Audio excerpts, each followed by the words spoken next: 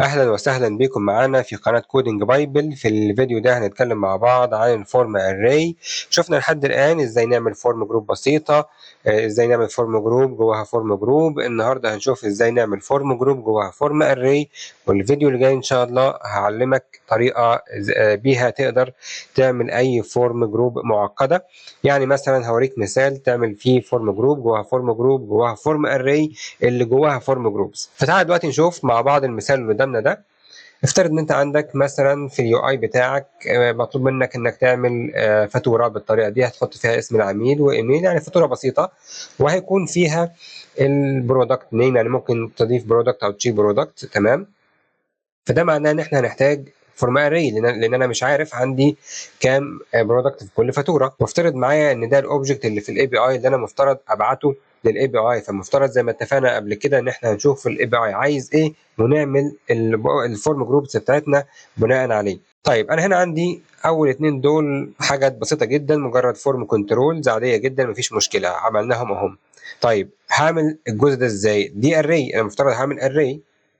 تمام، ويعني المفترض ابعت للاي بي اي اري، فانا المفترض اعمل ده بالفورم اري عشان ابعتها للاي بي اي. طب هنعمل ده ازاي في الفورم جروب؟ اول حاجه هنعملها، هنعمل زي ما اتفقنا قبل كده اسم الفورم اري يكون بنفس اسم البروبرتي اللي في الاوبجكت اللي في الاي بي اي. تمام، وهنعمل زي ما هو عامل كده فورم اري. طيب مش هنكتب حاجه هنا؟ لا مش هنكتب حاجه هنا. امال هنعمل ايه؟ هقول لك هنعمل ايه. هنيجي هنا هنعمل فانكشن هنسميها اد برودكت. اوكي، وهنعمل فيها كونست فورم جروب، وهنعمل فورم جروب زي ما هو عامل هنا كده بالظبط، زي ما هو عامل هنا كده بالظبط. تمام، وهنيجي هنعمل اكسس على الفورم بتاعتنا فوق، هنقول فورم دوت كنترولز دوت برودكتس دوت بوش فورم جروب. طيب هو هنا مديني ايرور ليه؟ هنا بيقول لك ان التايب بتاع الفورم جروب اللي احنا عملناها دي مش مساوي التايب ده. ليه؟ لان هو شايف ان التايب بتاع البرودكتس دي عباره عن فورم اري اوف فورم كنترول اوف انون. تمام، طب هنعمل ايه؟ هنيجي نعمل كده، هنعمل كاستنج،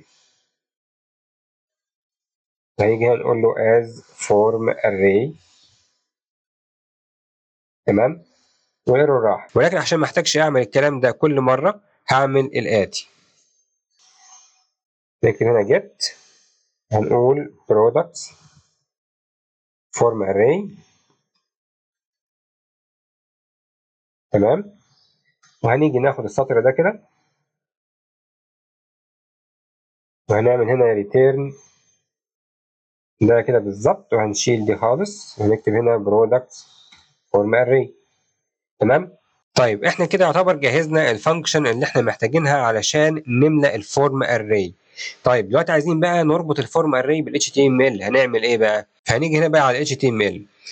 اول حاجه عايز اعملها، عايز اربط الفورم اري اللي هو باسم برودكت بروبرتي دي بال HTML، زي ما استخدمنا فورم جروب نيم المره اللي فاتت، او لما عملنا فورم جروب جوه فورم جروب. تمام، فاضل ان احنا ندخل الصف ده جوه اللوب. طبعا هيختفي من الفورم علشان لحد الان الاري بتاعتي فاضيه.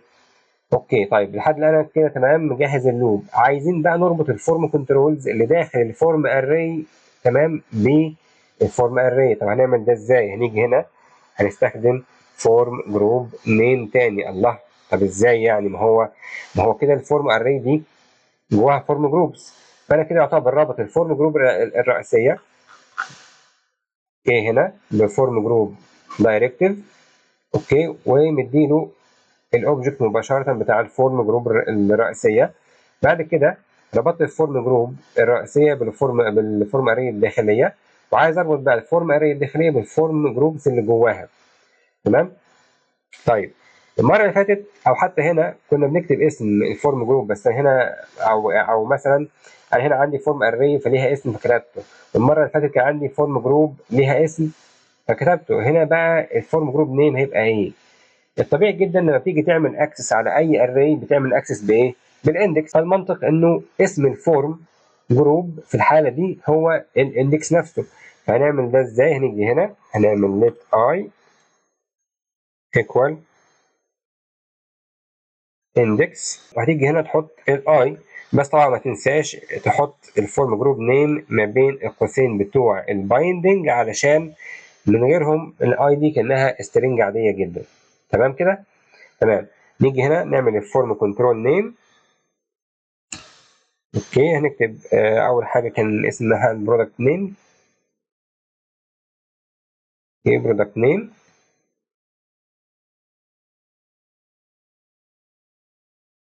بعد كده برايس.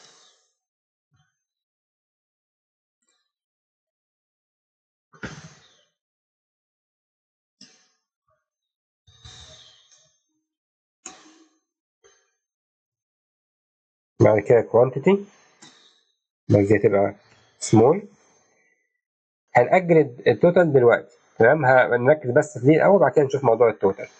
طيب انا كده اعتبر جهزت الفورم بتاعتي، بس فاضل ان انا اشغل الزرار ده عشان اضيف فورم جروب جديده. فهاجي اعمل هنا ايه؟ هاجي هنا على البوتون واكتب هنا كليك. اوكي، ونحط الفانكشن اللي هي ايه دي، اد برودكت. هاجي هنا اقول له اد برودكت. اوكي، تعال نجربها. زي ما انت شايف شغال عادي جدا. طيب عايزين نشغل الزرار بتاع الديليت ده، هنعمل ايه؟ هنيجي هنا بمنتهى البساطه هنعمل كليك برضو ايفنت، ده البوتون بتاع الديليت. هنستخدم الفورم اري دي هي برضو. اوكي، وهنقول له دوت ريموف اد. سهله جدا. وهتحط مين؟ الاندكس. طيب تعالى نجربها.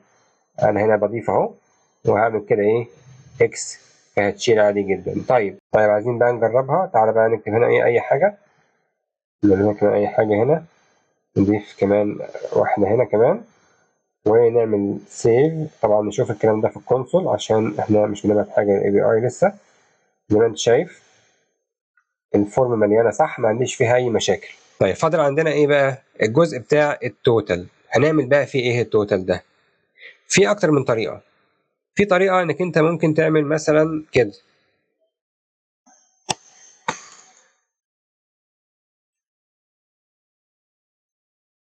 تعمل اكسس على الكنترول، تمام، وتاخد منها الفاليو، ماشي، دوت برايس في الكوانتيتي. وتعالى نجرب. زي ما انت شايف شغال عادي جدا. تمام. طيب لو كان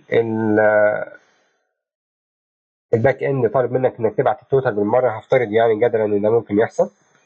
هنعمل التوتال. نفترض دي على فكره تبقى اصفار عشان دي ارقام. في الحاله دي مثلا ممكن تعملها بشكل بسيط شويه، ممكن تعمل هنا input even. اوكي، يعني ممكن تيجي تعمل هنا input. اوكي، وتقول له مثلا نعمل فانكشن اسمها update total مثلا، وتبعت فيها الكنترول. تمام، او بلاش الكنترول، ممكن تبعت فيها الاندكس. اوكي، هتعمل نفس الكلام هنا، وناخد الفانكشن دي ونيجي مثلا نحطها هنا، ونخلي ده نمبر. اوكي، وهنيجي هنا هنقول له this dot product form array dot add index زي ما هو عامل هنا كده بالظبط. تمام، وممكن تستخدم الباتش فاليو مفيش مشكله. اوكي، وتيجي تقول له زي ما هو عامل كده برضو هنا توتال، وتعمل اكسس على الفاليو برايس والفاليو كوانتيتي بس كده. تمام. طيب وهنا بقى هنيجي نعمل ايه؟ هنيجي بدل ما نستخدم الاثنين دول كده نستخدم التوتال مباشره بالطريقه دي. وتعالى نجرب، هتلاقيها برضو شغاله عادي جدا. تمام، ده كده اسهل طريقه ممكن تستخدم بيها الفورم اري. طبعا مش معقد لك الدنيا، في حاجات، في تفاصيل تانية مفترض تتقال، بس مش هنقولها دلوقتي. احنا بس ايه بنمشي واحده واحده، بس دي ابسط طريقه ممكن تتعامل بيها مع الفورم اري. كل اللي احنا عملناه ان احنا ربطنا الفورم اري ب فورم اري نيم. هنا استخدمنا فورم جروب نيم. في ناس طبعا ممكن تستخدم الفورم جروب نيم، تمام، على انج كونتينر زي كده.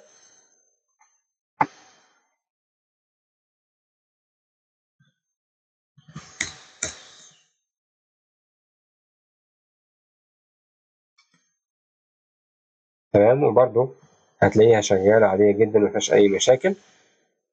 لكن انا شايف بما ان احنا عندنا التيبل رو دوت موجود، مش مستاهل ان احنا نستخدم انجي كونتينر، مش مستاهل ان انا ازود سطرين زياده في الكود بتاعي علشان خاطر استخدم انجي كونتينر. طيب لحد الان تمام جدا، فاضل بس حاجه بسيطه اللي هي ايه بقى، ازاي بقى استخدم الباتش فاليو او السيت فاليو مع الفورم اري. طيب هنعمل ايه بقى؟ هتقولي طبعا هنستخدم باتش فاليو او سيت فاليو على طول مباشره، يعني ايه المشكله؟ طيب تعالى نعملها. هنيجي هنا مثلا افترض ان ده الاوبجكت اللي جاي لي من الاي بي اي وعايز املى بيه الفورم عادي جدا. هعمل هنا this date form باتش فاليو زي ما هو كاتب كده، مفيش مشكله. هنلاقي الاري فاضيه، مفيش غير بس النيم والايميل. الله، طب ازاي يعني؟ بص بقى يا سيدي، الباتش فاليو او السيت فاليو هما الاثنين بيشتغلوا ازاي؟ بيملوا الفورم كنترولز او الفورم جروبس اللي موجوده فاضيه.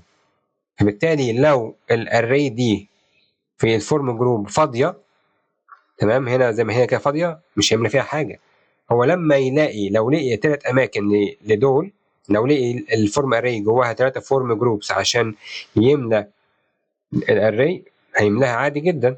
فبالتالي اللي ناقصنا حاجه واحده بس، اللي ناقصنا ان احنا نعمل اماكن فاضيه للفورم او للبرودكتس دي. هنعمل ده ازاي؟ عادي جدا، هنيجي هنا نعمل انفويس زي ما هو عامل كده بالظبط، بس مش مستاهل نعمل كده، هنعمل كده ونعمل هنا كده ايه اد برودكت. تمام، وبس كده زي ما انت شايف ملاها عادي جدا. ليه؟ لان احنا بس هنا عملنا ايه اماكن فاضيه لل اللي احنا هنا كل اللي عملناه عملنا ايه اماكن فاضيه للثلاثه برودكتس دول، فعشان كده ملاهم. طيب ايه التوتال بقى؟ التوتال طبعا لو انت هنا مستخدم اللي احنا الطريقه الاولانيه اللي احنا كنا عاملينها هنا، تعال نرجع تاني باك. لو انت مستخدم الطريقه دي هتلاقيها شغاله معاك عادي جدا ما فيهاش مشاكل.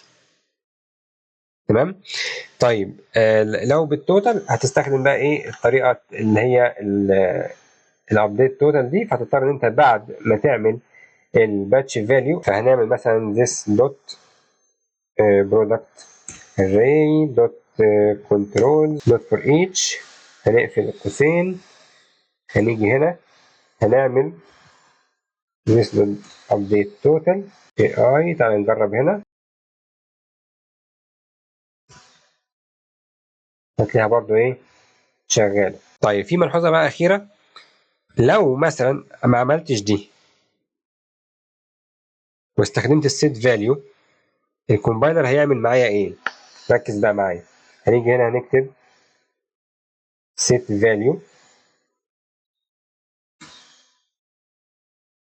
الكومبايلر ما اعترضش عادي جدا، بس الحقيقه لا هو معترض، بس هنا في الكونسول هنا قال لك there are no form controls registered تمام with this array yet. يعني انا عايز اقول لك انك انت عندك array، انا الاوبجكت اللي داخل لي فيه array مليانه فيها اوبجكتس، بس انت مديني الفورم array فاضيه.